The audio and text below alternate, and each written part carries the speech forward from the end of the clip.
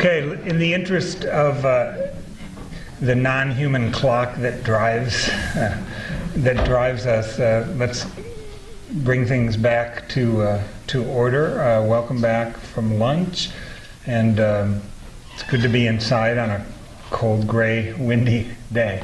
And really enjoyed things in the morning, and look forward to continuing to enjoy them this afternoon and tomorrow. It's my pleasure to invite my colleague Elena Gorfinkel from the Department of Art History to come up and introduce Steve Shaviro, my former colleague and friend from Wayne State University.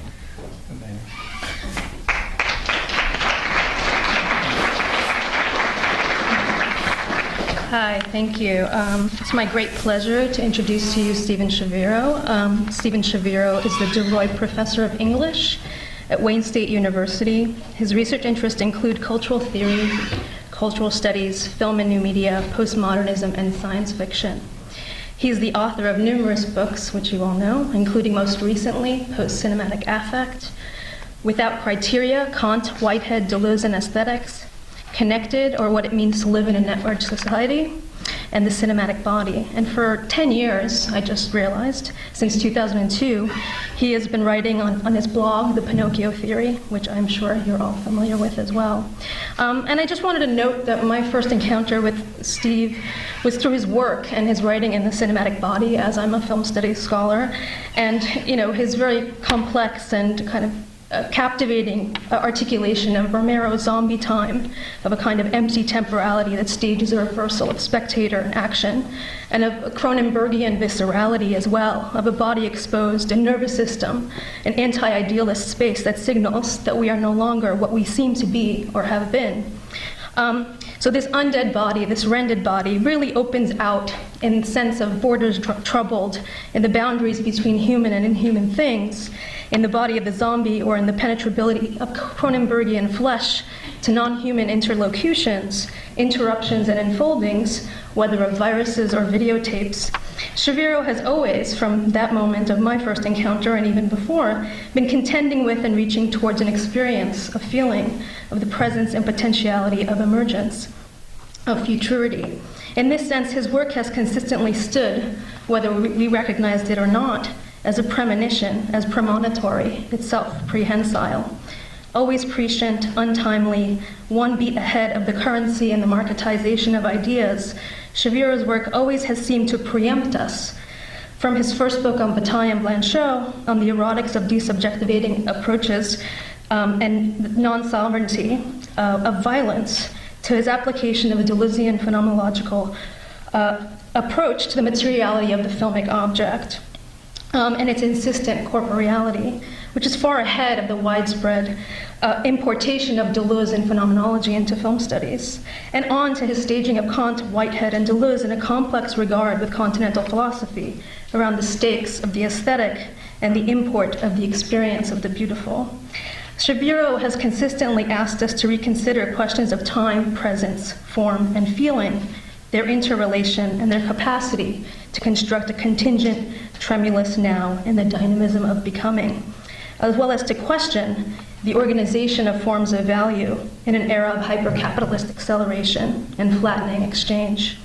The tonality, the tenor of Chever's promiscuously voracious body of work, which we all appreciate him immensely for, points to the potentiality of the science fictional what if, to the apprehension of things in their singularity, processes, and relations, but also in what they might, through the plasticity of an experiential imagination, become.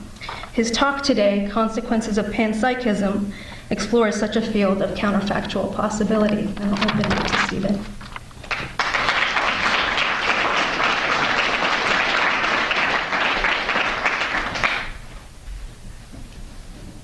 Okay, thanks very much, Elena, for that very generous introduction. Thanks to Richard Grusin for holding this conference and for bringing me here, and thanks to everybody else who's had anything connected with what we're doing this weekend. I was going to just make a few kind of remarks about vocabulary just very quickly first, which is not meant as a criticism of anybody, but just as kind of ways I'm trying to talk. One is that I think we should resist conflating speculative realism with object-oriented philosophy, because object-oriented philosophy is only one, or ontology is only one variety of speculative realism, and there are many others. So to talk about speculative realism or object-oriented philosophy is a bit like talking about animals or cats. I mean, I love cats completely, but there are other animals besides cats. Okay. The other one is just something which I always find myself having to guard against. So I didn't hear anybody else doing this, but it's something I always find myself guarding against. It's the use of the word human. And it seems to me that William Burroughs is right. Burroughs wrote a letter to Allen Ginsberg in the 1950s in which he said, "Human, Allen, is an adjective, and its use as a noun is in itself deplorable." So I'm going to try to remember to use human here only as an adjective. Okay, my talk, I should say two more things about the talk. It's part of a work in progress which I'm trying to write, which is basically about thinking or rethinking Whitehead in the light of speculative realism. I actually gave a talk with this title a couple of years ago at a meeting in Claremont, California, sponsored by the Whitehead Research Project, which Ian Bogost, who's here, was at, and I don't know who else, maybe somebody else was at that who's here. I know that some of the other people we've been referring to, such as the object-oriented ontologists, Graham Harman and Levi Bryant, were also there, as well as a number of other Whiteheadians. But anyway, although I have the same title and the same opening paragraph, otherwise, they're completely different essays, since I wasn't very happy with what I did then. So, okay. Okay. What is it like to be a rock? Rudy Rucker's science fiction short story, Panpsychism Proved, provides one possible answer. An engineer at Apple named Shirley invents a new mind-link technology which allows people to directly experience each other's thoughts. When two individuals swallow microgram quantities of entangled pairs of carbon atoms, they enter into direct telepathic contact. Shirley hopes to seduce her co-worker Rick by melding their minds together. Unfortunately, he has other plans. She ingests a batch of entangled carbon particles, but Rick dumps his corresponding batch on a boulder. Instead of getting in touch with Rick, Shirley finds out the mind she'd linked to was inhuman, dense, taciturn, crystalline, serene, beautiful.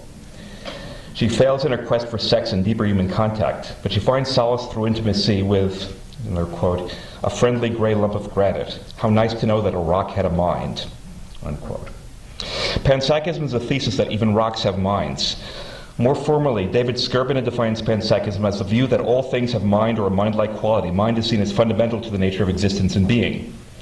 Or in the slightly different words of Thomas Nagel, who entertains the notion without fully endorsing it, panpsychism is, another quote, the view that the basic physical constituents of the universe have mental properties, whether or not they are parts of living organisms. Most broadly, panpsychism makes the claim that mind or sentience is in some manner, as Rucker claims, a universally distributed quality. In opposition to idealism, Cartesian dualism, and eliminativist physicalism alike, panpsychism maintains the thought is neither merely epiphenomenal nor something that exists in a separate realm from the material world. Rather, mind is a fundamental property of matter itself. This means that thinking happens everywhere. It extends all the way down and also all the way up. There are differences of degree in the ways that entities think, but no fundamental differences of kind. Because it makes such seemingly extravagant claims, panpsychism is easily subject to derision and ridicule. The most common response to it is probably the one epitomized by the philosopher Colin McGinn, who calls it, quote, a complete myth, a comforting piece of utter balderdash. Isn't there something vaguely hippie-ish, i.e. stoned, about the doctrine? End of quote. Even Galen Strawson, the best-known contemporary analytic philosopher to embrace panpsychism, admits that the doctrine, quote, sounded crazy to me for a long time, unquote. He says he finally got used to it only when he became convinced that there was no alternative. However stoned or crazy it might sound, panpsychism in fact has a long philosophical pedigree, as David Skrbina amply demonstrates in his book Panpsychism in the West. From the pre-Socratics on through Spinoza and Leibniz and down to William James and Alfred North Whitehead, panpsychism is a recurring underground motif in the history of Western thought. It was under eclipse in the second half of the 20th century, but in recent years it seems to have returned with a vengeance. No less than 3 anthologies of essays on panpsychism has been published in the past decade, with contributions by both analytic and continental philosophers. Panpsychism seems especially relevant today, I would say, in the light of the Nonhuman Turn, which this conference is dedicated to, as well as in the light of the new philosophical movements that are gathered under the rubric of speculative realism. In any case, panpsychism has never been a mainstream philosophical doctrine, but it has persisted as a kind of counter-tendency to the anthropocentrism and the hierarchical ontologies of dominant philosophical dogmas. Panpsychism offers a rebuke both to extravagant idealism on the one hand and to reductionism and eliminativism on the other. The problem with panpsychism for most people is evidently one of extension. What can it mean to attribute mentality to all entities in the universe without exception? Modern Western philosophy, from the Cartesian cogito through the Kantian transcendental subject and beyond, is grounded upon an idealization of the human mind, or more narrowly upon the rationality that is supposed to be one of the powers of the human mind. And much of this tradition has sought to overcome the apparent problem of solipsism, or skepticism regarding other minds, by appealing to a sensus communis, or a linguistic ability that all human beings are supposed to share. In this way, our minds are the guarantors of our commonality. But how far can the expression of mentality be extended beyond the human? That's the panpsychist question. To begin with, can I rightly say that my cat thinks and feels? Many philosophers have in fact, though I find this surprising, have in fact said no. Descartes notoriously argued that animals were non-thinking automata. Heidegger maintained that animals, in contrast to human beings, were intrinsically poor in world. Recent thinkers as diverse as Richard Rorty, Jacques Rancière, and Slavoj Žižek continue to endorse human exceptionalism because they all insist upon the centrality of linguistic forms. Conversation for Rorty, linguistic competence for Rancière, or the symbolic order for Žižek, as the basis of a sort of Kantian universal communicability. Even today, it is still often argued that non-human animals do not really think because they are incapable of language, or because they do not have an awareness of mortality, or because they supposedly lack the capacity to make rational inferences. Robert Brandom, for instance, distinguishes mere sentience or mammalian sensuousness, such as my cat might feel, from the sapience that supposedly human beings alone possess. For Brandom, only the latter is morally significant. And in the blogosphere, following Brandom, Pete Wolfendale argues that nothing is valued for animals because there's no sense in which their behavior can be justified or unjustified. This is the essence of the difference between us and them. Animals merely behave, whereas we act. End of quote.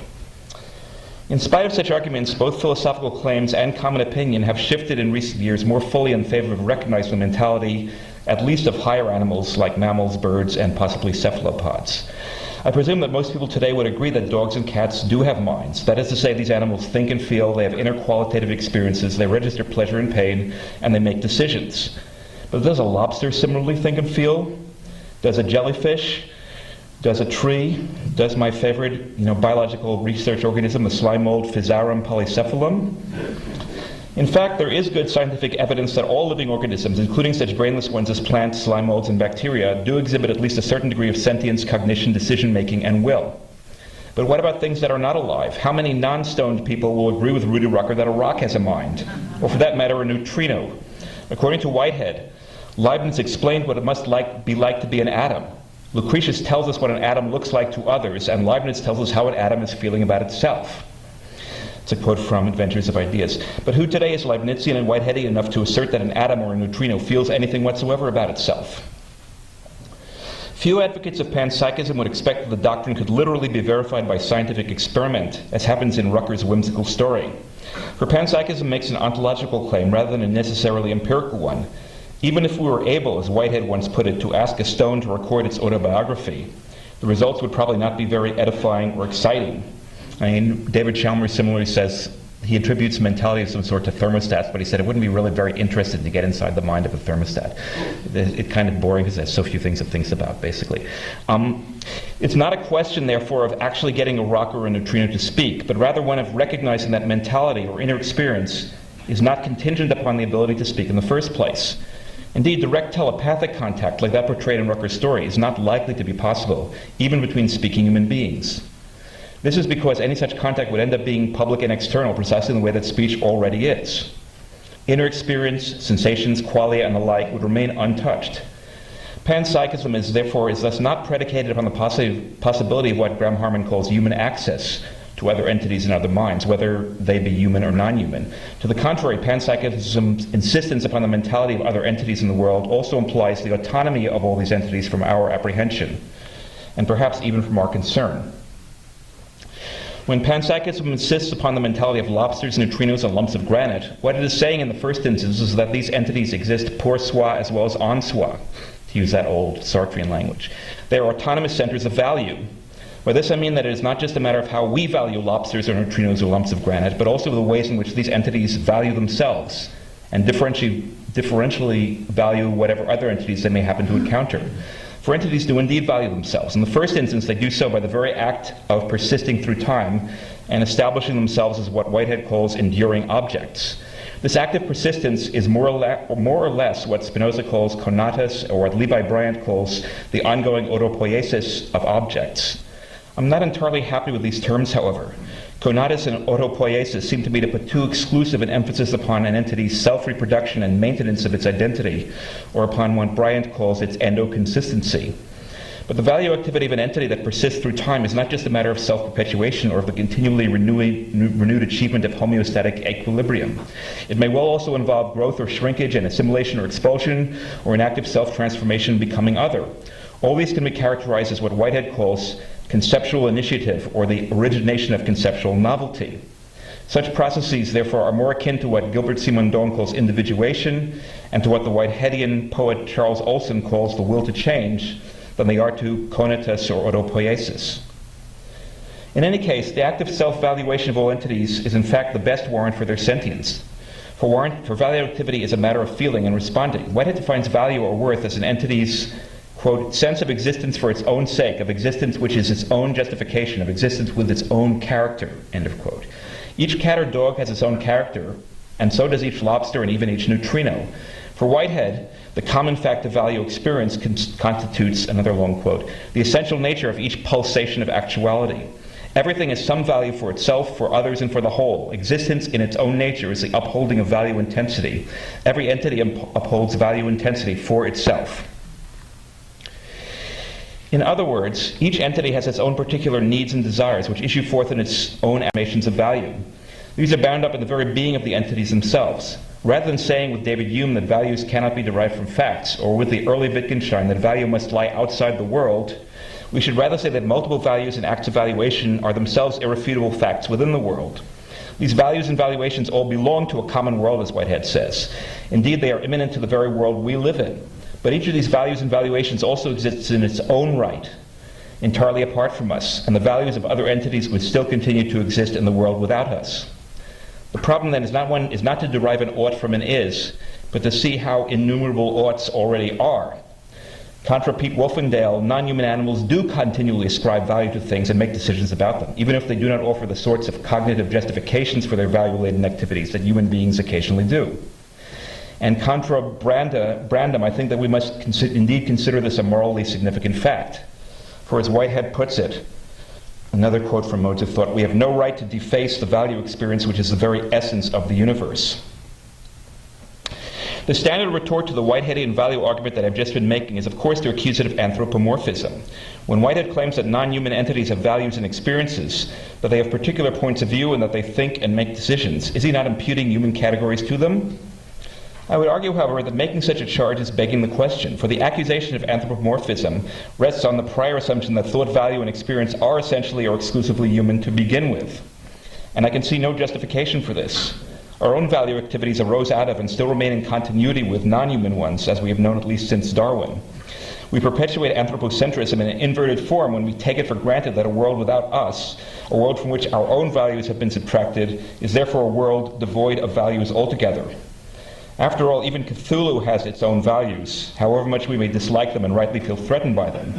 The same goes for the Anopheles mosquito and for the recently exterminated smallpox virus.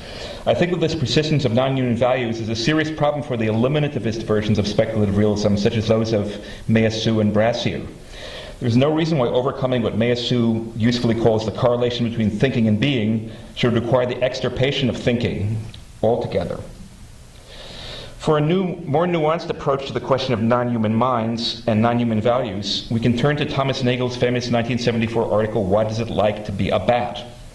Nagel argues that, quote, the fact that an organism has conscious experience at all means basically that there is something it is like to be that organism.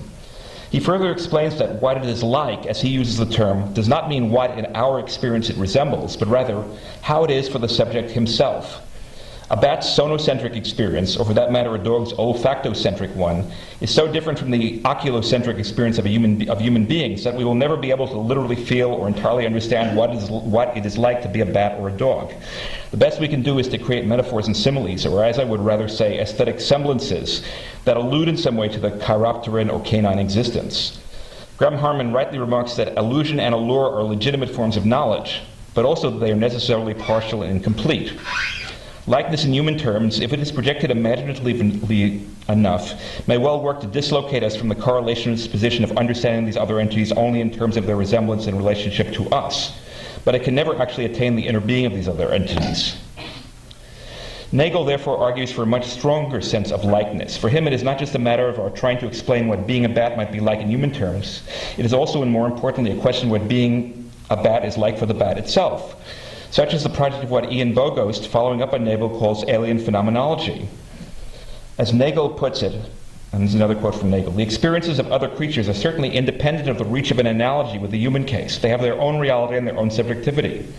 In affirming this, Nagel moves from the problem of access to the problem of being, from epistemology, the question of how we can know what a bat is thinking, to ontology, grasping that the bat is indeed thinking and that this thinking is an essential aspect of the bat's own being, even though we cannot hope to comprehend it. It is evidently like something to be a bat, but we will never be able to imagine or to state in words just what that something is. The point is a double one. The bat's thinking is inaccessible to us. We should not anthropomorphize the bat's experience by modeling it on our own.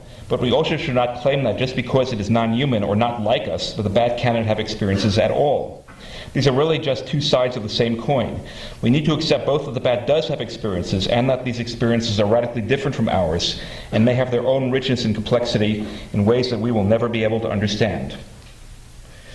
The bat's inner experience is inaccessible to me, but this is so in much the same way, albeit to a far greater extent, that any other person's inner experience is inaccessible to me. It's even similar to the way that my own inner experience is in fact also inaccessible to me. This is because of the strange ontological status of experience. I actually think that the later Wittgenstein of philosophical investigations is surprisingly relevant here, in spite of the fact that he's usually taken to be rejecting the very notion of mental states and inner private experiences. Wittgenstein does indeed say that the representations we make of our inner sensations are not informative, and that it is incoherent to speak of such sensations in the same ways that we speak of physical things. A toothache is not an object of perception in the way that a tooth is. You can see or touch my tooth, but you cannot see or touch my toothache. Indeed, the way that I feel a toothache in my tooth is vastly different from the way that I apprehend the tooth itself by touching it with my tongue or finger, or looking at it in the mirror, or even by knowing its place through proprioception. This line of argument has often been used in post-Wittgensteinian analytic philosophy in order to deny the existence or the meaningfulness of so-called qualia or inner sensations altogether. But Wittgenstein himself does not do this. Rather, he explicitly warns us against denying or discounting the reality of inner experience on such a basis. And some more quotes from philosophical investigations. Just try in a real case to doubt someone else's fear or pain. After all, Wittgenstein asks, what greater difference could there be than that between pain behavior with pain and pain behavior without pain? Inner sensation, Wittgenstein concludes, is not a something but not a nothing either. What he means by this is that first-person experience cannot possibly be a matter of third-person objective knowledge. First-person experience is not a something because, in contrast to the behavior that expresses it, it cannot be pointed to or isolated by an observer or made subject to scientific experimentation. But since this inner sensation of first-person experience is not a nothing either, it also cannot be eliminated or dismissed as meaningless. This is why it's wrong to regard Wittgenstein as a behaviorist or a functionalist or an anti-internalist, although he has most commonly been interpreted this way. Thus, Daniel Dennett conceives himself to be completing the Wittgensteinian revolution of philosophy by striving to, Dennett's word, extirpate the very notion of qualia that hide forever from objective science and the subjective inner sancta of our minds. Dennett takes, that's all a quote from Dennett, Dennett takes the final reductionist step that Wittgenstein himself refuses to take, and he seems unable to understand Wittgenstein's refusal. Indeed, Dennett goes so far as to accuse Wittgenstein of simply trying to hedge his bets, that's a quote, with the escape clause that inner sensation is not a nothing either. In moving towards a full-fledged eliminativism, however, Dennett throws out the baby with the bathwater. He destroys Wittgenstein's very point in the act of trying to extend it. This is because, at least in my reading, which admittedly is not the most common or widespread one, Wittgenstein's critique on the philosophical investigations is in fact directed as much against the functionalism and scientism that Dennett so uncritically embraces as it is against the old idealist metaphysics of the likes of, say, F.H. Bradley. Where idealism seeks to transform qualia into objectifiable facts, scientism seeks to eliminate qualia altogether on the ground that they cannot be transformed into objectifiable facts. But Wittgenstein opposes both of these moves for the same reason. He argues that not everything in the world is a matter of fact. That is to say, Wittgenstein explicitly contradicts the claim from his own earlier Tractatus that the world is all that is the case and that the world divides into facts that are entirely separate from one another. The point of Wittgenstein's later thought is precisely to grasp the peculiar yet ontologically positive status of non-things or non-facts, such as what we call qualia or inner sensations. And this can only be done by disabusing us of the notion either that such experiences are facts like all the others, or that they can be explained away by reduction to facts. Wittgenstein thus resists the imperialistic pretensions of global idealism and global scientism alike, both of which wrongly seek to encompass everything within their own theoretical constructions. Wittgenstein further develops his point about inner sensations in a deliberately paradoxical formation late on in philosophical investigations. I can know what someone else is thinking, not what I am thinking. How do we make sense of this? Since I have feelings like fear and pain, it is either redundant or misleading to say that I know I have them. The use of the word know in such a case implies a confusion, for there is really no epistemological issue here at all. I do not need to know what I am thinking in order to think it. If I am in pain, I do not need to provide ground for proving to myself that I am so. My being in pain is therefore not a matter of what the analytic philosophers call justified true belief. It is a kind of category error to think that my actual experience of fear or pain is somehow dependent upon the question of how I have access to it or how I'm able to know that I am experiencing it. On the other hand, I can rightly say that I know what you are thinking, for here I am able to cite grounds in order to justify my belief. Perhaps I know what you are thinking because you've told me, or perhaps I gather it from your facial expression or from the way that you are acting, laughing uproariously, say, or doubling over in pain.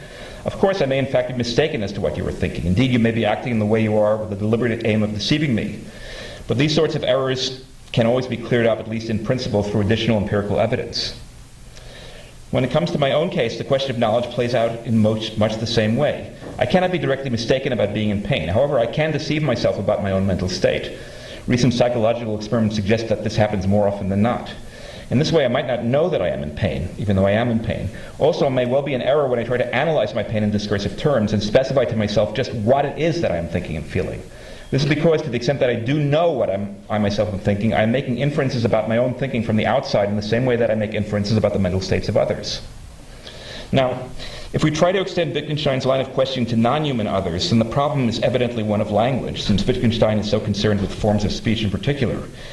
Nagel, discussing the bad, expresses a certain uneasiness with Wittgenstein's account because, quote from Nagel, it depends too heavily on our language, but not all conscious beings are capable of language, and that leaves the difficult problem of how this view accommodates the subjectivity of their mental states.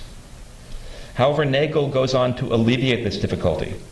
We ascribe experience to animals on the basis of their behavior, structure, and circumstances, but we are not just ascribing to them behavior, structure, and circumstances. So what are we saying? The same kind of thing we say of people when we say that they have experiences, of course. Experience must have systematic connections with behavior and circumstances in order for experiential qualities and experiential similarity to be real.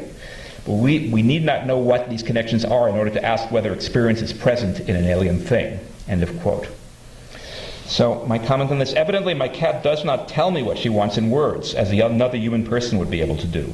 Nonetheless, I can often rightly say that I know from observation what my cat is thinking. She wants dinner, she wants me to brush her, she wants to be left alone.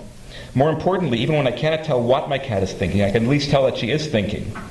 I know that the connections are there, even if I don't know what they are, and I know that experience requires such connections, but also that experience cannot be reduced to these outward connections. My cat's inner experiences are in no way dependent upon my ability to translate them into my own terms, nor are they vitiated by her inability to justify them by means of predicative judgments or to articulate the inferential relations implied in the conceptualization of these experiences. All this implies that language should not be accorded too privileged a place in our inferences about inner experience. Much less should language be necessary in order for some sort of inner experience to exist. What David Chalmers calls the hard problem of consciousness indeed plays out the same way in relation to a bat or a cat, or for that matter, in Chalmers' own notorious example, to a thermostat. It plays out in the same way in relation to all these other entities that it does in relation to another human being. In the latter case, species similarity and the common ability to speak allow us to describe what it is like for the other person a bit more extensively. But this is only a difference of degree, not one of kind. And extreme behaviorists will deny the existence of interiority in speaking human beings as well as in non-speaking animals and non-living thermostats. But there is no justification for inferring interiority on the basis of linguistic behavior, while at the same time refusing to make such an inference in the case of other sorts of observed behavior. With or without language, therefore, we are observing the behavior of others, or even of ourselves, in order to infer the existence of an inner experience that itself, in its own right, is irreducible to this observable behavior, or to apprehendable function. Following Wittgenstein's suggestions, we must say that this inner experience indeed exists, but it does so in a quite particular manner. Inner mental states such as sensations and experience are not reducible to discursive language for the same reason that they are not objectifiable as facts that can be observed directly in the third person. What it is like to be a bat is not a something, for it is not specifiable as a thing at all. But the bat's inner experience is not a nothing either. This means that it is indeed like something to be a bat, even though what it is like is not a something. This distinction is not a mere play on words, but a basic ontological condition. The mentality of a bat cannot be displayed objectively, but it also cannot simply be dismissed or explained away. A bat's experience, or a human being's for that matter, is indubitable and incorrigible, but at the same time it is spectral, impalpable, and incommunicable. Indeed, this is the reason why the very attempt to discuss subjective experience in terms of qualia, sensations, and the like is, as Wittgenstein suggested, not very useful. Whitehead says much the same for very different reasons, because as Whitehead continually points out, most experience is vague and indistinct.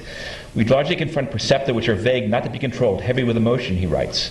Primordial experience involves, another long quote, a sense of influx of influence from other vaguer precedences in the past, localized and yet evading local definition. Such influence modifying, enhancing, inhibiting, diverting the stream of feeling which we are receiving, unifying, enjoying, and transmitting. This is our general sense of existence as one item among others in an efficacious actual world. Or, as Whitehead puts it in a slightly earlier passage in Process and Reality, the primitive experience is emotional feeling, but the feeling is blind and the relevance is vague. Very few aspects of our experience are actually clear and distinct. We can only obtain, Whitehead says, a clear-cut experience by concentrating on the abstractions of consciousness and excluding everything else. Whitehead suggests that the fatal mistake of philosophers from Descartes through Hume was to restrict themselves to such abstractions by taking clear and distinct ideas as their starting point. We may say much the same about analytic philosophers today who argue about qualia. For the problem with speaking of qualia at all, pro or con, is that by invoking them in the first place, we have already distorted them by extracting them from the Jamesian stream of consciousness in which they occur. Once we have done so, it is easy enough to take the further step that Dennett does and prove that they do not exist at all. In other words, Dennett's eliminativism is merely the reductio ad absurdum of the premises that he shares with his opponents. Most of our experiences is already lost once it has been analyzed in detail and divided into discrete parts. All these discussions in the philosophy of mind miss the point because mentality is both far more diffuse and far more widespread than these thinkers realize. Such as Whitehead's equivalent of the Wittgensteinian claim that mentality is neither a something nor a nothing. I think that Galen Strawson's argument for panpsychism makes the most sense if it is read in the light of these considerations. Strawson argues that mentality of some sort, whether we call it experience, and there's a quote, whether we call it experience, consciousness, conscious experience, phenomenology, experiential, what its likeness, feeling, sensation, explicit conscious thought, those are all alternatives he offers, that this mentality is, quote, the phenomenon whose existence is more certain than the existence of anything else, end quote. Everything that we know about the world and everything that we do in fact experience, Strawson says, is dependent upon the prior condition that we are able to have experiences in the first place. The mental for Strawson is if we're not something that we can point to. We have already pre-assumed it even before we look for it explicitly. Therefore, he says, we must reject, and this is another quote, we must reject the view, the faith that the nature or essence of all concrete reality can in principle be fully captured in the terms of physics, end quote. Indeed, according to Strawson, the only way to explain the nature or essence of experience in the terms of physics is precisely to explain it away, eliminating it almost by definition. Reductionists like Dennett end up trying to deny the essence of experience altogether, a move that Strawson regards as absurd and self-refuting. In insisting that we are more sure of our own conscious experience than of anything else, Strawson knowingly echoes the Cartesian cogito, but he gets rid of the dualism and the reification that have always been seen as the most problematic parts of Descartes' argument. For Strawson, experiential phenomena are real in their own right, and there cannot be an experience without an experiencer. But at the same time, Strawson makes no particular claim about the nature of the I that thinks, and he certainly does not pronounce himself to be a thinking thing, the way Descartes does. Where Descartes posited mind is entirely separate from matter or extension, Strawson makes precisely the opposite move. Given the evident reality of the mental, together with a basic commitment to what he calls real physicalism, he says that we must reject the common assumption, quote, that the physical in itself is an essentially and wholly non-experiential phenomenon, end quote. If we reject dualism and supernaturalism, then mentality itself must be entirely physical. This might seem to be altogether reasonable once we have accepted, as Whitehead already urged us to do nearly a century ago, and as many speculative realists and new materialists now assert, that matter is not inert and passive, but imminently active, productive, and formative. However, this is not quite Strawson's claim, for he's not arguing for the vibrancy of matter on the basis of quantum theory, as Whitehead did and as Karen Barrett currently does, nor is Strawson arguing for it on the basis of the new sciences of complexity and emergence, as I think Jane Bennett, as well as Manuel de Landa and other new materialists tend to do. Rather, Strawson's position is radically anti-systems theory and anti-emergentist. He rejects the idea that anything non-trivial can emerge on a higher level that was not already present in and linearly caused by micro-constituents at a lower level. Wetness, for instance, he says, can arise from the agglomeration of water molecules that are not in themselves wet. This is something that physics has no trouble explaining. And although we do not know for sure how life originally came out of non-life, Strawson says that we are able at least to develop plausible and coherent physico-chemical scenarios about how it might have happened. But in contrast, Strawson says that physics cannot even begin to explain how sentience could arise out of some initially non-sentient matter. Even if we discover the neural correlates of consciousness, that holy grail of contemporary neuroscience, this will not tell us anything whatsoever about how and why inner experience is materially possible in the first place. Strawson's rejection of radical emergence rests on an unquestioned scientific reductionism, as well as in what Sam Coleman calls smallism, the idea that everything is determined by its smallest constituents. These are positions that most new materialists and non-eliminativist speculative realists would never accept. Yet I think that we would do well to at least entertain Strawson's position, if only because it offers us some resistance to our overly facile habit of using things like quantum indeterminacy or higher level emergence, like magic wands, in order to account for whatever it is that we do not actually know how to explain. Radical emergence reaches the point of its reductio ad absurdum, I think, in Kenton Meillassoux notion that life and mentality both arose miraculously by pure contingency out of a previously dead and inert universe. If we are to maintain, as Meillassoux does not, some version of the principle of sufficient reason, or of Whitehead's ontological principle, which states that, quote, there is nothing which floats into the world from nowhere, if we're to maintain some version of this, then we must accept that novelty cannot emerge ex nihilo. Whitehead indeed says that creativity, or the principle of novelty, is the universal of universals, characterizing ultimate matter of fact. But he also insists, and this is, I think, embodied in the way that he says it's characterized as matter of fact, that novelty is only possible on the basis of and in response to the stubborn fact which cannot be evaded. Stubborn fact which cannot be evaded. Newness always depends on something prior. It's a bit like the way a DJ creates new music by sampling and remixing already existing tracks. A similar logic leads to Strawson's insistence that sentience must already have been present, at least potentially, from the very beginning, or in matter itself. What's most interesting about Strawson's argument to me is how it leads him into a paradoxical tension or a double bind. Strawson, on one hand, Strawson, like most analytic philosophers, is a scientific reductionist, as I've said. And yet at the same time, he maintains that subjective experience is irreducible. He insists that everything is physical and resolvable to its ultimate microcomponents. And he also insists that mentality is as real and therefore as physical as anything else. And yet he also asserts that mentality is entirely inaccessible to scientific explanation. The very phenomenon of being able to have experiences, the phenomenon which alone makes objective third-person knowledge possible in the first place, can in itself be accounted for in science's objective third-person terms. There's no way for Strawson to bridge the gap between first-person and third-person perspectives. What am I doing for time? Okay. Strawson refuses to alleviate this tension by adopting any of the usual philosophical dodges such as dualism, emergentism, and eliminativism. Given these rejections, the only alternative left for him is to accept the ontological postulate that mentality is already an aspect or a basic quality of everything that exists. This is why experience cannot be limited to human beings or even to living things in general. Panpsychism is the consequence of respecting the self-evidence of phenomenal experience without trying either to hypostasize it as a something or to extirpate it, declare it a nothing. Thought is not a specifiable, separable something, but neither is a mere vacancy. It is rather the inner hidden dimension of everything. All physical stuff is energy in one form or another, Strawson says, and all energy, I trow, is an experience involving phenomenon. In this regard, Strawson's position is indeed not far from Whitehead's. In discussing how his own philosophy of process, or what he sometimes calls philosophy of organism, relates to the discoveries of 20th century science, early 20th century science, Whitehead writes, this is another quote from Process and Reality, if we substitute the term energy for the concept of a quantitative emotional intensity, and the term form of energy for a concept of a specific state of feeling, And remember that in physics, vector means definite transmission from elsewhere. We see that this metaphysical description of the simplest elements in the constitution of actual entities agrees absolutely with the general principles according to which the notions of modern physics are framed. Whitehead adds that direct perception can be conceived as a transference of throbs of emotional energy clothed in the specific forms provided by sensa, which is his word for what more commonly today is called qualia. This is why subjective consciousness is spectral and unqualifiable, but nonetheless entirely actual. How is this possible? Again, how can you both reconcile the scientific description with this inner description, even that you also claim that one is not reducible to the other? The next step in the argument is taken by Sam Coleman, who radicalizes Nagel's formulation in the Bat essay. Nagel himself proposes the what is it like question as a kind of test, a way of determining whether or not an entity is conscious. It is evidently like something to be a bat, according to Nagel, but for him it might well not be like anything at all to be a rock.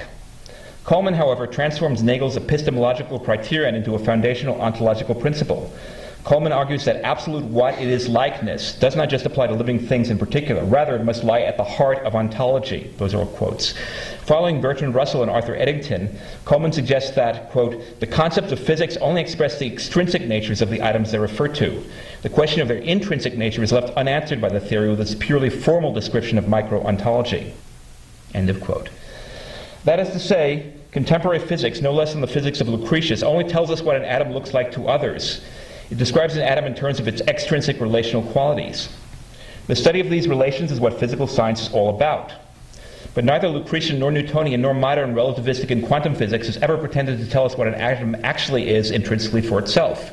And this is the gap that panpsychism today seeks to fill, just as Leibniz sought to fill a similar gap in the physics of Newton. Coleman claims, therefore, that the essence of the physical is experiential. All the causal interactions tracked by physics must necessarily involve as well, another quote, the doings of intrinsically experiential existence. Causality as described by physics as currently conceived captures the structure of these goings-on, but leaves out the real loci of causal power.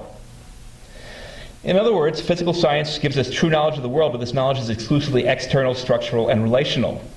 Physics can help me to know what someone else is thinking, but it is powerless to explain what I am thinking. And the most hard-edged contemporary philosophy of science indeed insists upon this distinction. For James Ladyman and Don Ross in their 2007 book, Everything Must Go, the lesson of contemporary physics is precisely that there are no things, structure is all there is. That's a quote. Physical science can only describe relational properties. Ladyman and Ross tell us that we must, quote, give up the attempt to learn about the nature of unobservable entities from science, end quote. They conclude that since intrinsic natures are not known to science, they simply do not exist. As far as Ladyman and Ross are concerned, nothing has an irreducible insight. To posit one is to make an illegitimate inference as a result of what they scornfully describe as, quote, prioritizing armchair intuitions about the nature of the universe over scientific discoveries, unquote. In Ladyman and Ross's vision, physical science is exclusively relational. Anything not determined by these relations must be eliminated. Now, anyone who's followed recent discussions in the blogosphere and speculative realism is likely to be aware of Graham Harman's critique of Ladyman and Ross. But Harman is only one of many voices that have found that their sort of radical relationism is untenable, and to adopt instead what the analytic philosopher William Seeger calls the intrinsic nature argument. Seeger and Harman alike insist rightly that entities must have something like intrinsic properties because relations cannot exist without relata, without having terms of the relations. Therefore, as Harman puts it, the world swarms with individuals. Whitehead, for his part, says much the same thing. The ultimate metaphysical truth is atomism. The creatures are atomic. End quote.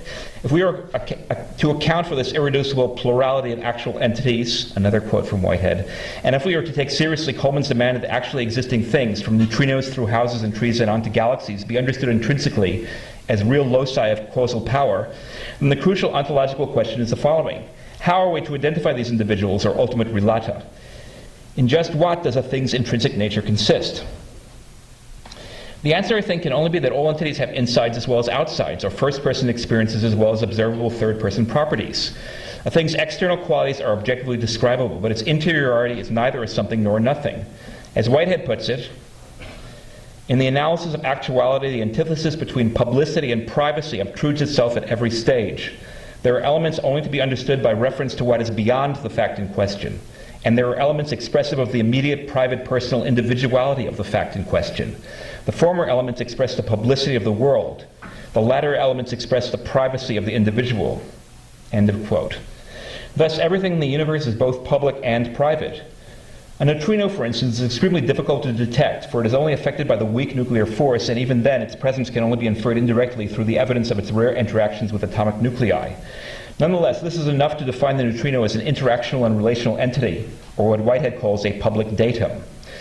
The neutrino cannot exist in the first place apart from the fluctuations of the quantum fields within which it is so elusively active. At the same time, however, we must also posit or conceive of the privacy of the neutrino, its status as an unobservable entity with its own intrinsic experiencings, strange as that might seem. In other words, what I'm claiming here is that it is indeed like something to be a neutrino. Now, this relates to other discussions which we've had at this conference, as well as in the blogosphere over the last few years. Graham Harman claims that all objects are withdrawn from access. As far as I can tell, this withdrawal is nothing more, but also nothing less, than what I'm calling the what is it likeness, or private interior of a thing that is also outwardly public and available. My problem with Harman is that he seems to me to underestimate this latter aspect. It's not that he doesn't say that both aspects exist, but it seems to me he doesn't give enough weight to the public outer aspect. Things exist not in relation, Harman writes, but in a strange sort of vacuum from which they only partly emerge into relation. End quote. This necessarily follows, Harman argues, from the fact that an object can never be equated with or reduced to our knowledge of it. And here's another quote. Let's imagine that we are able to gain exhaustive knowledge of all properties of a tree, which I hold to be impossible, but never mind that for the moment. It should go without saying that even such knowledge would not itself be a tree. Our knowledge would not grow roots or bear fruit or shed leaves, at least not in a literal sense. End of quote. The example is a good one, and Harman indeed scores points here against the exclusively structural realism of Ladyman and Ross, who in effect claim that the tree only exists insofar as we have this knowledge of its properties. But what leads Harman to assume that one entity's relation with another entity is constituted and defined by the knowledge that the first entity has of the second entity? Such an approach risks reducing ontology to epistemology. In fact, knowledge is just one particular sort of relation, and not even an especially important one at that. Most of the time, entities affect other entities blindly without knowledge playing a part at all. To cite one of Harman's own favorite examples, when fire burns cotton, it only encounters a few of the properties of the cotton. The cotton has many qualities, like its texture and its color, that the fire never encounters, never comes to know. And like Harman, I'm willing to use know literally there. And yet, as the cotton is burned, even those of its properties of which the fire is wholly insensitive are themselves also altered or destroyed. So while I agree with Harman that the encounter between fire and cotton does indeed involve a sort of limited knowledge, I don't think that this dimension of the encounter is in any sense definitive. In other words, I think publicly objects or entities do interact totally, even at the same time that they're withdrawn privately, and that you have to have maintain both of these together. Whitehead reminds us of the inner and outer, or private and public aspects of an entity always go together. There are no concrete facts which are merely public or merely private. This is a quote. The distinction between publicity and privacy is a distinction of reason and is not a distinction between mutually exclusive concrete facts, unquote. Whitehead also makes this distinction of reason between public and private in temporal terms. Each actual occasion occupies a particular position within the flow of time, for it is causally dependent upon the other occasions in its light cone that have preceded it. However, Whitehead also says, quote, contemporary events happen in causal independence of each other. The vast causal independence of contemporary occasions is the preservative of the elbow room within the universe. It provides each actuality with a welcome environment for irresponsibility, end of quote. In the thick duration of its coming to pass, each actual entity enjoys the freedom or irresponsibility of its own inner experience. It feels in a way that is scarcely expressible. The withdrawal of objects has no other meaning for me than this. At the same time, each entity is also open to causal influences. It has an immense capacity to affect and to be affected by virtue of its outward public aspect. In this sense, relationalism is true. No entity is free from the web of influences and affections that are its very conditions of existence. As the Stoics observed so long ago, I am inwardly free and outwardly in chains, though it would equally possible to reverse this assertion and say that I'm inwardly isolated and imprisoned, while outwardly I'm fortunately able to make affiliations and pursue enlivening relations. Panpsychism is a recognition that this is not just a human predicament, but the condition of all entities in the universe. Okay, the essay isn't really finished. As a coda, I would like to quickly mention some points which the basic reason I wrote this is to get to these points which I haven't yet really worked out, but I'll just state them briefly. One is, that evidently I have no proof of the inner life of a neutrino, and I'm really, as most people consider this absurd. But strictly speaking, I also have no proof of the inner life of anyone or anything else, of a bat or cat, or indeed of another human being. This absence of proof is unavoidable, given the spectral nature of inner private experience. But as I nevertheless do acknowledge and respect the inner lives and values of other human beings, I can potentially do the same with other entities of all sorts, with cats and dogs and bats, and also with lumps of granite and neutrinos. What's needed perhaps for this is an extension of sympathy. And again, Brian Masumi talked about this. Jane Bennett this morning said that she had scrapped talking about it, but that's also something she's written about a lot. So that's where I'd hook up to those kinds of discussions. Another conclusion, panpsychism allows us to overcome the correlation of thinking and being, as Meillassoux calls it, without the necessity of eliminating thinking, so that being exists without thought. We step outside the correlation circle when we acknowledge both that other entities think and that their thinking is even in principle inaccessible to us. There's no longer a correlation. Everything both is and thinks, but these two do not imply correlations to things outside themselves anymore. Next, my own panpsychist position is in fact quite close to Harman's by virtue of being its symmetrical inverse. And this I need to work on a little more. But Harman has an article on panpsychism in David Skirbona's Anthology of Essays on Panpsychism, Mind That Abides. It's a very interesting article in the course of which Harman argues that things think when they interact or enter into relations with other things. However, he rejects panpsychism on a universal basis because he argues that when entities are entirely withdrawn from relation, they are therefore dormant and unthinking. While unlike Harman, I don't believe that absolute non-relationality is actually possible. The real difference between us is that I give the inverse account of than he does. I attribute mentality precisely to a withdrawn or entirely private aspect of entities, whereas he attributes mentality to their public relational side. So I'd like to think more about what that kind of odd inversion between my thought and Graham's is really doing, which I'm just starting to think about this, so I haven't really figured that out. Two other conclusions. One is that experience or mentality or spectral interiority is always a matter of what Whitehead calls feeling before it is a matter of cognition. And again, working through this would be a way of continuing to think about what's been called the affective turn and the importance of affect in opposition to the cognitivism that reigns, I think, in psychological science and in analytic philosophy. And finally, I think the conclusion we can draw from all this is that sentience is a more basic category than life or vitality. Life is possible because there is already sentience, rather than sentience being possible because there is already life. This is an important difference, though it's often fudged over. Ray Brassier, who of course dislikes both intensely, nonetheless notes that one of the differences, the major difference perhaps between Whitehead and Deleuze, is that Deleuze is much more of a vitalist and Whitehead is much more of a panpsychist. So I'm interested in pursuing this whole question of what it means that sentience is more basic than vitality.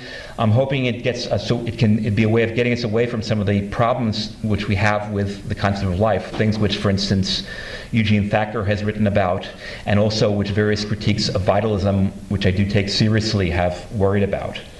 And I would end, if I had actually finished this essay, I would end it as I began it by referring to science fiction. And the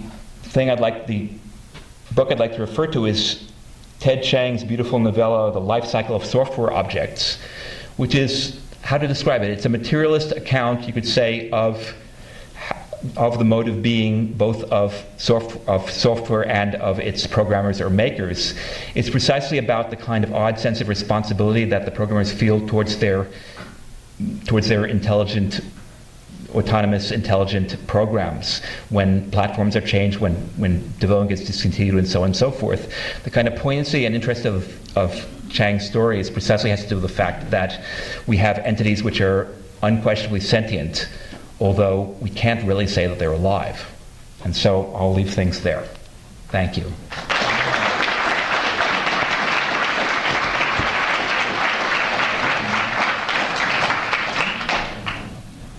Okay, as usual, questions. Yeah, Ian. I've got a lot of questions, so I'm not sure how to pick one, or maybe two. Let's start with, maybe what's an easy one? I was hoping you could clarify a little bit more your discomfort with Graham's position on what he calls real and sensual objects. versus what you're calling Yeah. private. Okay, I mean, I just think, I mean, again, I'm trying to get beyond the polemics I had with Graham before and think about, you know, the implications of our positions in relation to each other, since I have been greatly influenced by him. I just, again, this is too crude a way to express it, but I almost feel as if when Graham says it's a real object and essential object, he's reifying this difference too much. There are, it doesn't make sense to me that these are two objects, like the noumenon, the phenomenon, the real object and the essential object. It seems better to me to be a bit less dualistic and talk about aspects. I mean, the inside and the outside are precisely you can't have one without the other, and that's the way Graham, and that doesn't seem to me to be susceptible to talking about a rift between real entities and essential entities the way Graham does. So I'm trying to respond to what he's pointed to, which I think is a real object of concern, but I'm not happy with the particular metaphysics with which he expresses that concern, and I'm trying to offer an alternate metaphysical explanation of it. Okay. Yeah. Thanks for your talk. One of the strands in the non-human turn, one could say, is vitalist. Mm-hmm. Yeah. I wonder if you could say a bit more about how you see the problems, how you would identify the problems of vitalism, such that a kind of panpsychic Whitehead would maybe do better on. And in particular, I'm wondering if you're thinking of like conceptual problems or political problems, and maybe on the latter, you're thinking something along the lines that there's more than a historically contingent alliance between, say, vitalism and Nazism. So is that the kind of problem that you I think both. I mean, you know, obviously there is, a certain unease of that, and that's something which is very much dealt with in your book when you talk about 19th century vitalism and I, you know, I do have, I think, conceptual problems with it. I mean, it's almost like saying that everything's alive is sort of saying too much. I mean, I don't think there's an absolute, as Whitehead says, I don't think there's an absolute boundary between what's alive and what's not alive. But I like the way that Whitehead sort of expresses the difference, again, by saying it's more relative. He also expresses it in terms of different tendencies. Things which are not alive for Whitehead have more of a tendency to seek to perpetuate themselves by repeating the same, as it were, whereas things which are alive have more of a search for novelty. It's a matter of degree rather than absolute difference. I'm just worried about, I mean, again, this is related to the political, but I don't think it's just reducible to that talking about life leads to weird issues, both in terms of, you know, you're talking about will to power, domination, you're talking about reproduction, you're talking, you know, I mean, the image for us today is probably much more the virus which replicates itself endlessly, you know, which is a zombie organism, but which is still sort of alive, and that's what's uncanny about it. And that's related to, I think, philosophically, the kind of stuff that Eugene Thacker brings up in his most recent books, where he talks about this problematic, which he traces back to Aristotle and traces through the medieval age and then on to Spinoza and Deleuze, about sort of the kind of difference between life and that which is alive, and how life is an excess over that which is alive. There's a kind of metaphysical problematic there which I think troubles me, and which my hope, though I can't prove this to myself yet, is that thinking of sentience instead of life as a more primary term would be a way of getting around. So I think it does the same work that vitalism does in your book, but it's making maybe more modest claims, or claims which hopefully I would hope can be inflected in directions which the other couldn't be. I mean, I don't really feel I've worked it out, so that's just my general sense right now. Yeah. David Griffin, the theologian, major Whitehead interpreter, refers to his position as panexperientialism as opposed to panpsychism. Do you see a distinction between those two? I really don't. I mean, I resist Griffin's language, mostly because I think it just sounds like, you know, I mean, I don't think it means anything different, the two mean anything different. I think, you know, I'm worried that saying panexperientialism is like, I'm going to be a wimpier or more watered down version of this, so that'll be more acceptable. I mean, because my argument basically is, I mean, I mean, I agree with Griffin in the fact that what I'm in fact saying that Whitehead's saying is that everything is experiential in some aspect. But I also want to say that experientiality is what the psychism is initially. I mean, again, it's obviously far too abstract and philosophical, but I think a good beginning point is to see how Whitehead starts with, the most primordial aspect of experientiality, and then argues that stuff like consciousness comes later. I mean, again, this is also related to the whole question of whether experience has to be conscious, which I don't think it does. One of the problems is somebody like Strawson, who is quoting, who gives a very kind of Cartesian account of panpsychism, basically says that everything must be conscious. And I don't want to, I mean, panexperientialism might be a way of trying to get around the claim that panpsychism might mean consciousness and experience. It doesn't necessarily, but again, I think it's how you want to negotiate that. The reason I was bringing all the stuff about one's inner experience not being necessarily accessible to oneself is precisely as a way of leaving a line open to go into non-conscious experience, or to see that, as Whitehead says, most experience is non-conscious. I mean, that's something which still has to be done, which I haven't really worked through or worked out yet. But those are just the reasons why, as a matter of terminology, I prefer the one term to the other. Okay. Yeah. I have a question from the hippie direction. Okay. And my philosopher of choice will be Frank Zappa. Okay. Who imagines that if we could hear a rock speak, that the rock would be saying, "Help, I'm a rock." Over and over again. And I'm wondering, that seems that my question, which maybe draws on points a bit, is, does this mode privilege a kind of being that has a stuckness to it over processes of becoming or experientiality, which change the form, change the thing, multiply it, divide it, shatter the rock? I don't think so. I mean, I'm trying to, at least the way I'm trying to work it out, as I said, that's why I'm a little uneasy with conatus or autopoiesis as it's driven whether for living or non-living things. I think, so I don't think that if we understood a rock was saying, that would be saying, I am a rock. I mean, I think persistence, the way entities persist through time by a series of events, or Whitehead calls it an historic root of occasions, is more complicated than that. And I'm not happy with, in other words, I don't really know, obviously, but I don't think that what a rock would be saying, if we could understand what it was saying, was, I mean, there's another Wittgenstein quote, which I think goes very well when he says, if a lion could speak, we couldn't understand him.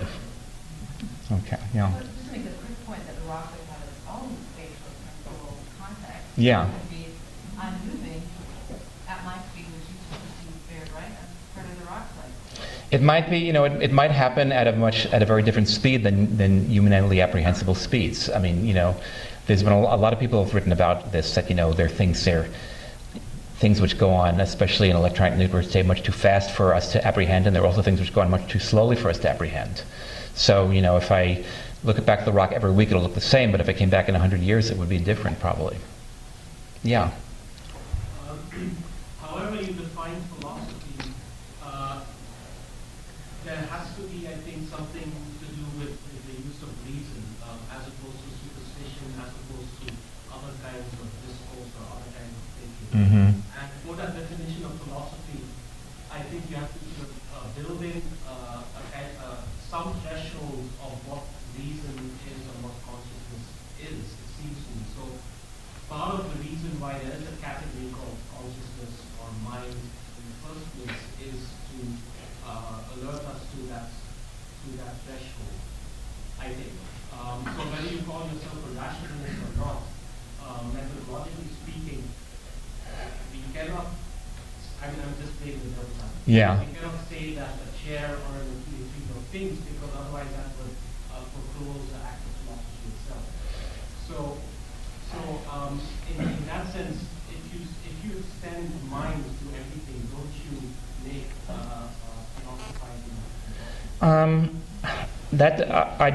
I don't think so, or at least that doesn't fit with my sense of things. I mean, for several reasons. One is, I'm not sure we know for sure what reason is. I mean, I can't remember, it was Brian Earn yesterday who quoted Whitehead's excellent essay, The Function of Reason, which you could call a very non-rationalistic form of reason or rationalism. There's also, again, I mean, as Graham Harman always says, philosophy is love of wisdom. It doesn't mean that you have it and you're stating it. And I don't think that I mean, it's a process. It's a kind of reaching. So I don't think that it becomes impossible. I mean, I don't think my cat can philosophize as well as I can, but I don't think I can philosophize as well as most analytic philosophers can either. I mean, it's a matter of degree, and I don't want to draw any absolute lines there. Is that okay? Yeah, Richard. I mean, I like your attempt to get to sentience, but still, it seems in the discourse, in your discussion, there still seems to be objects in, if not isolation, let's say in place. And I wonder what if you thought about something like, or why you won't think or don't think about something like movement, or as you said, persistence, as ways to think about a version of sentience or an alternative to sentience, both in the idea that, a rock both persists and then stops persisting. So it may be less I mean, you talked a little bit about emergence, and maybe emergence is the only way to think about that. But I just think about, whatever, to me, I wonder more about the sense of things in motion, and rather than things. Yeah, I mean, I don't think I'm excluding things in motion. I think, I mean, maybe I was talking more about objects in the object-oriented ontology sense just for, polemical reasons.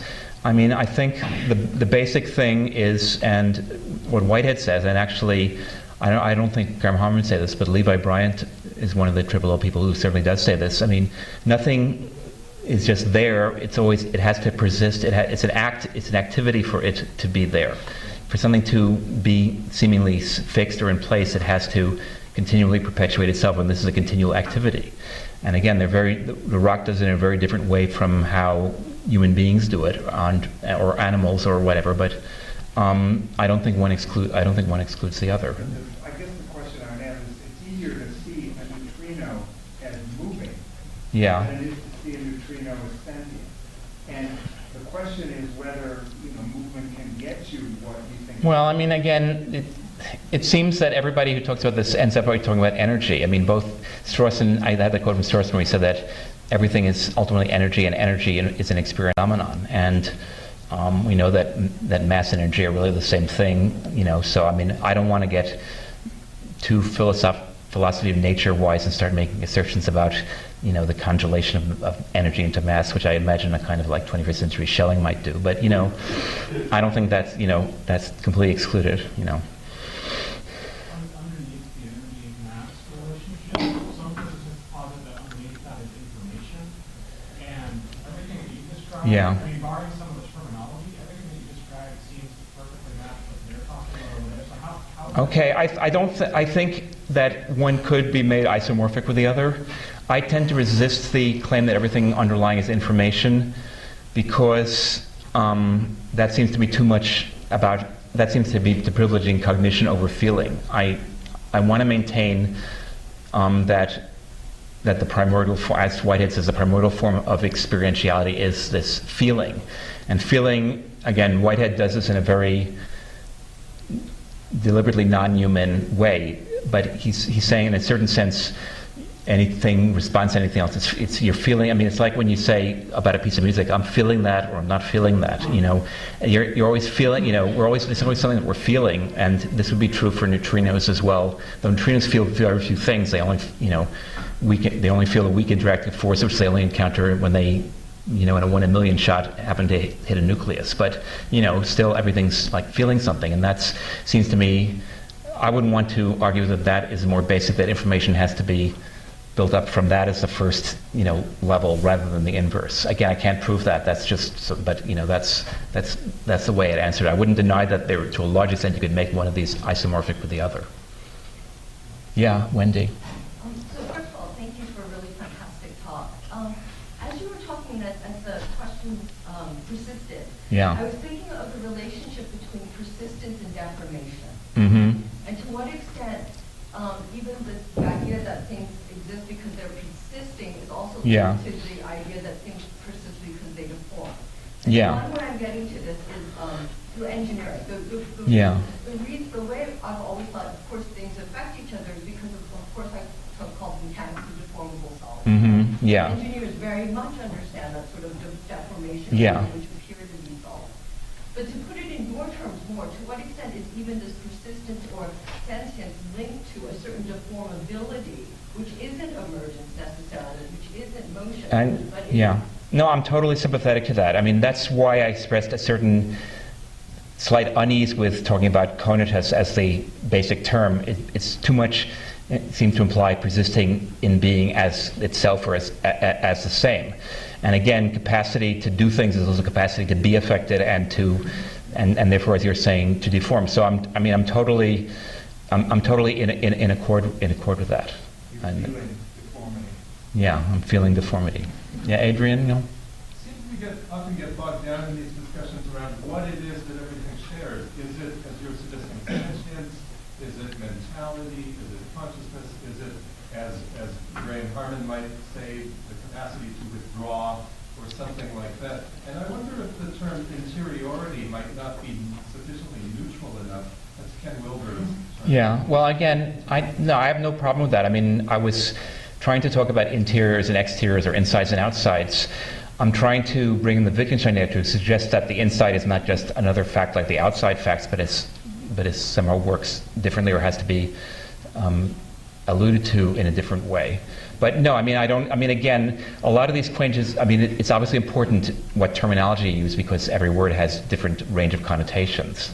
So I'm not averse to using interiority as Wilber does in that sense. Even, maybe because I'm working for Whitehead's texts rather than for Wilber's is why I use the terms I do, but yeah, sure.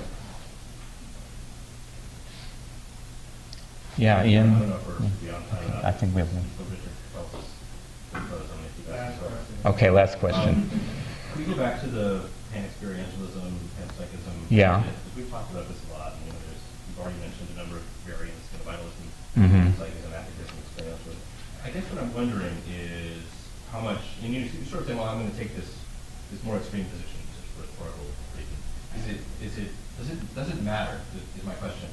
Or are we using metaphor anyway when we talk about experience? Well, again, as I said, I think we are using metaphor, number one, because, again, this inner experience is not directly expressible, even in ourselves, and even with all the complexity of language that we have.